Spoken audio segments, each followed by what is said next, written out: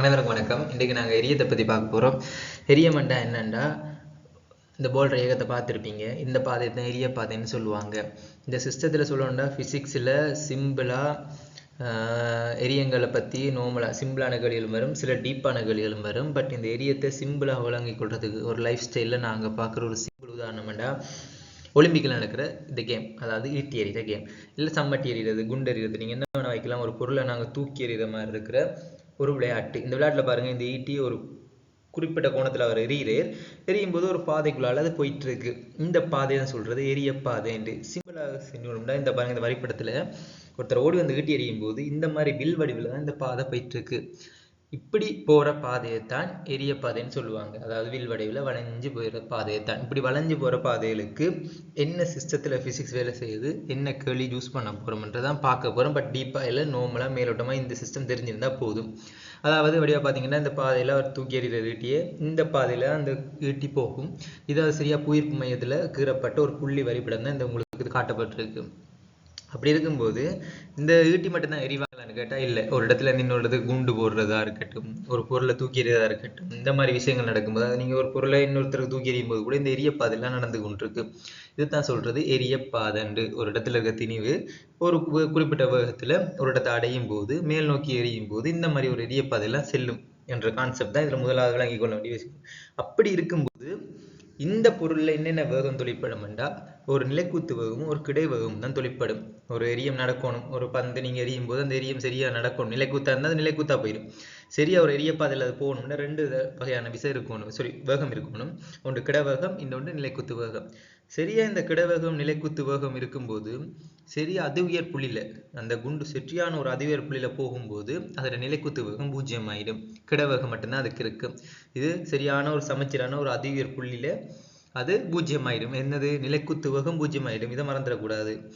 இந்த சிம்பிள் தியரியை வச்சுக்கொண்டு தான் கூடுதலான கணக்கு வரும். அதனால நிலைக்குத்து வேகம்ன்றது 0 ஆயிடும், கிடவேகம் மட்டும்தான் இருக்கும். திருப்பி அதை கீழே இறங்கும் போது அந்த கிடவேகம் நிலைக்குத்து வேகம் காணப்படும். சரியா? இப்ப ரெண்டு வகையான வேகங்கள் தொழிற்படுறதை மறக்கக்கூடாது. அதை அப்ப நான் ஒரு பரம்பரை படத்துல என்னண்டா, ஒரு பொருள் அதுக்கு ரெண்டு வகையான வேகம் இருக்குமென்று சொன்னான். இப்ப நாங்க இந்த நீலக்கடல் அம்புக்கூர்ல காட்டினது ஒரு வி வேகத்தில் எரியப்படுற பொருள். சரியா? இந்த கிடைவேகம் நிலைக்குத்து வேகமா நான் இதை பிரிக்க போறேன். அதாவது இந்த பொருள் ஒரு சரியான ஒரு பரம்படி வட்டத்துல கீர்ணம்டா, ரெண்டு கோடு இருக்கு, நிலைக்கூத்து கோடு, கிடைக்கோடு. இந்த நடுவுல போறதான் வி வேகத்தில் எரியப்பட்ட அந்த பொருள். சரியா? இந்த v1 v2ன்றது இதை நிலையாகவும் கிடையாகவும் பிரிக்கலாம். அதாவது இரண்டாம் கட்ட நிலையில இருக்குன்னு சொல்லலாம். சிம்பிளா சொல்லணும்டா, அதாவது நிலைக்குத்தும் இல்லை, இது கிடையும் இல்லை.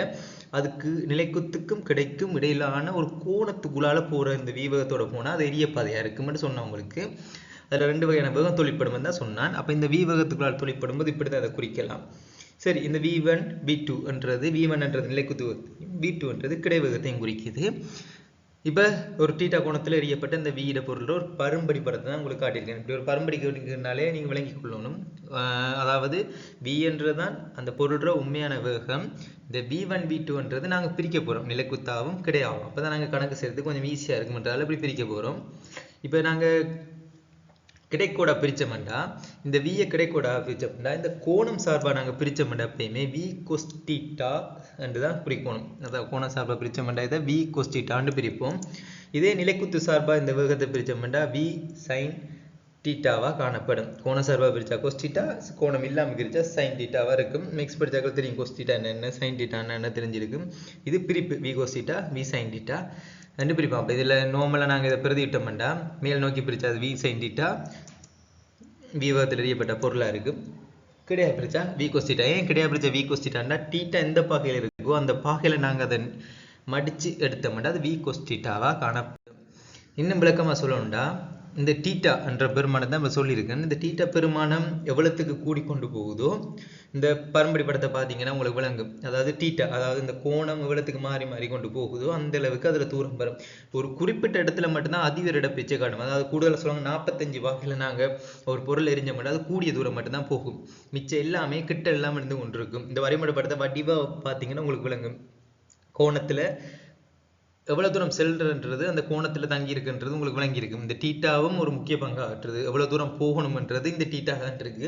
இந்த θ சரியா ஒரு குறிப்பிட்ட 45 வகையா இருக்கும்போது அதிவேர் புள்ளி, அதாவது அதிவேர் நிலத்துக்கு இந்த பொருள் போகக்கூடிய தூரம் இருக்கும். இந்த இதை பத்தியும் கொஞ்சம் விளக்கம் எடுத்துக்கொள்ளுங்க. அதே மாதிரி இப்போ ஒரு பொருள் ஒருத்தர் தூக்கிறீர், அதில் தொழிற்படுற விஷயம் உங்களுக்கு வழிபடுவதில் காட்டியிருக்கேன்.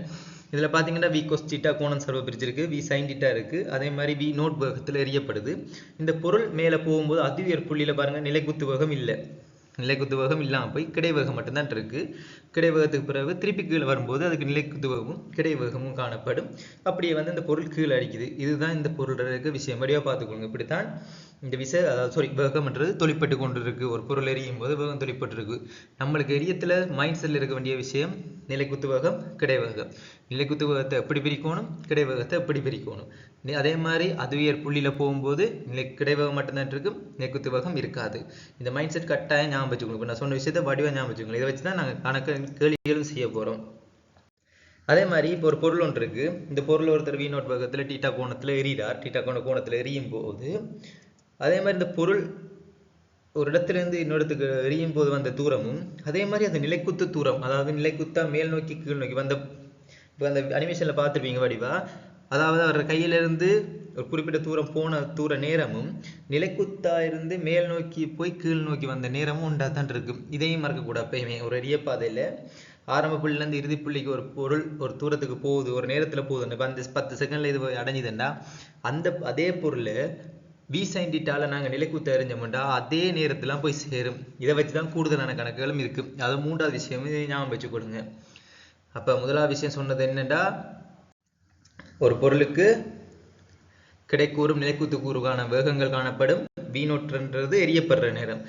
அதே கோண சார்பை பிரிச்சா கொஸ் தீட்டா, நிலைக்குத்து அதான் கோண சார்பு இல்லாமல் பிரிச்சா வி சைன் தீட்டாவாக இருக்கும். அதே மாதிரி நிலைக்குத்து சரியான அதுவியர் புள்ளியில் நிலைக்குத்து வேகம் 0 இருக்கும், கிடைவேகம் மட்டும்தான் இருக்கும்னு சொல்லிட்டேன். அதே மாதிரி ஒரு பொருள் 0லேருந்து இப்போ இது 40 வரையும் போகிற தூரமும் அதே வி சைன் தீட்டா மேல் நோக்கி நிலைக்குத்தா போயிட்டு அதுவியர் புள்ளி அடைஞ்சு திருப்பி வர்ற நேரமும் ஒன்றாத்தான் இருக்குமன்றதையும் ஞாபகம் வச்சுக்கொள்ளுங்க. இந்த 4 விஷயம் கட்டாயம் முக்கியமான விஷயம். இப்போ ஒரு கேள்வி, அதாவது பாருங்க, இது என்னடா அரவஸ் தூரம், இது வி நோட்ல இருக்கு, நிலைக்குத்து வேகம் இல்லை, இது கிடைவேகத்தில் எரியப்பட்ட ஒரு பொருள்ற வேகம் தான் இதில் கண்டிருக்காங்க. வடிவா பாருங்க, அதுக்காக நிலைக்குத்துல இருந்து வர்ற தூரம் 0 இருக்குங்க, நிலைக்குத்துல இருந்து வர்ற வேகம் 0 இருக்கு, ஆனால் கிடைவேகம் மட்டும் இருக்கு. ஆனால் அந்த பொருள் அசைய அதுக்குன்ற ஒரு கிராவிட்டியில ஒரு நிலைக்குத்து வேகம் மட்டும் கட்டாயம் காணப்படும், அதே மாதிரி கிடைவேகம் காணப்படும்.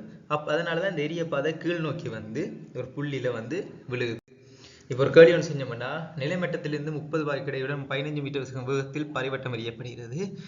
1.7 செகண்டில் தட்டு நிலத்தை அடைகிறது. அந்த நிலைக்குத்து கிடை தூரம் யாது என்று கேட்டிருக்காங்க. அப்போ ஒருத்தர் 30 கோணத்தில் 15 மீட்டர் வேகத்தில் பரிவட்டம் கொண்டு எறிகிறார். இப்போ நான் இந்த கேள்வியை பரம்பரை வரையத்தில் கீறினோம்டா, இதான் அந்த பொருள் 15 மீட்டர் செகண்ட் வேகத்தில் எறியப்படுது. இதுக்கான அடுத்த பரம்பரை வடிவம் பாருங்க, 15 மீட்டர் செகண்ட். நான் என்ன சொல்லியிருக்கேன், நிலைக்குத்து கூறா கிடைக்கூறா 30 பாக பிரிச்சோம்டா, 15 கோஸ் 30, 15 சைன் 30 இருக்கு. ஏன் கோண சார்பா பிரிச்சா கொஸ் தீட்டா, நிலைக்குத்து சார்பா பிரிச்சா சைன் தீட்டா. இந்த சைன் கொஸ் 30க்கு பெருமானம் என்னன்னா, அதாவது 30க்கு பெருமானம் வர்க்க மூலம் 1.7 என்று பெருமானம் பிரதியிடலாம். சரியா, 1.7 இருக்கும். ஓகே, இப்போ நான் நிலைக்குத்து கூறு அந்த பொருள் எடுத்து சரியா எஸ் சமன் ஜூட்டி சக அரைஏடி வர்க்கத்தை பாவிக்க போறேன்.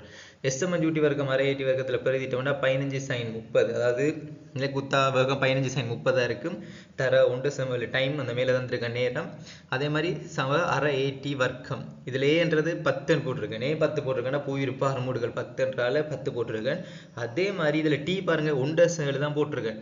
வடிவ கேள்வியை வாசிச்சு பாருங்க, நிலமட்டத்திலேருந்து 30 வகையில் எரிஞ்சு 15 மீட்டர் per second வேகத்தில் எரியப்படுறது 1.7 செகண்ட்லாம் நிலத்தை அடையுது. ஆனால் நான் இதங்க வி நோட்டில் எரிஞ்சா நான் இப்போ இருக்கேன் நிலைக்குத்த அடுத்திருக்கேன். ஆனால் நேரம் 1.7 செகண்ட் தான் இருக்கு. நான் முதலே சொல்லியிருக்கேன், ஒரு எரிய பாதையில் ஆரம்ப புள்ளிலேருந்து இறுதி புள்ளிக்கு அந்த எரிய பாதை அடையும் போதும் அதே பொருள் அதே வி கொஸ்டி வி சென்டிட்டால் எரிஞ்சு நிலைக்குத்தா போயிட்டு திருப்பி வர்ற தூரமும் என்ன செய்யும், சமனா இருக்கும்.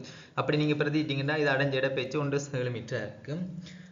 அதே மாதிரி கிடைக்கூறா பிரிச்சோம்னா எஸ்டியூடி சக ஐடி வர்க்கம். கிடைக்கூறில் அதாவது அதிவியர் புள்ளியில் அதில் வேகம் என்னவா இருக்கும்னு சொன்னால் 0 இருக்கும். அப்போ வேகம் 0 இருந்தால் அதில் ஆர்முடுக என்னவா இருக்கும், 0 தான் இருக்கும். அதனால இது எஸ்எம் ஜூட்டி என்று பிரதியிடலாம். அப்படி பிரதியிட்டோம்னா 15 கோஸ் 30 1.7, அதாவது 15 கோஸ் 30 கிடைக்கு வேகம் 15 கோஸ் 30 இருக்கும். நேரம் 1.7, அப்போ விட 22 சென்டிமீட்டர் இருக்கும். இப்போ இதில் நம்ம நார்மலாக தெரிய வேண்டியது, ஒரு எரியம் நடக்குதுண்டா கிடைவேகம் இருக்கும், நிலைக்குத்து வேகம் இருக்கும். நிலைக்குத்து வேகம் சார்பாகவும் நாங்கள் இயக்க சமன்பாடு வகிக்கலாம், கிடைவேகம் சார்பாகவும் இயக்க சமன்பாடு வகிக்கலாம். அதே மாதிரி ஒரு வேகத்தை நிலைக்குத்தாவும் கிடையா பிரிக்கும் போது கொஸ்டீட்டா சைன்டீட்டா கணக்கெடுக்கணும். அதே மாதிரி எரியப்பாதையில உச்ச புள்ளியில வேகம், அதாவது நிலைக்குத்து வேகம் 0 இருக்கும், கிடைவேகம் ஒன்று காணப்படும். ஒரு எரியப்பாதை ஆரம்ப புள்ளில இருந்து இறுதி புள்ளிக்கு போறதுக்கும் அது நிலைக்குத்தா மேல் நோக்கி கீழ் நோக்கி வர்றதுக்கு நேரம் சமனாத்தான் இருக்கும்ன்றதையும் மறந்துடாங்க. இந்த முக்கியமான விஷயத்தை வச்சுக்கொண்டு பிசிக்ஸ் கேள்வியில முக்காவாசி கேள்வி செய்யலாம். இதை போய் மறந்துடாம யூஸ் பண்ண பழகுங்க.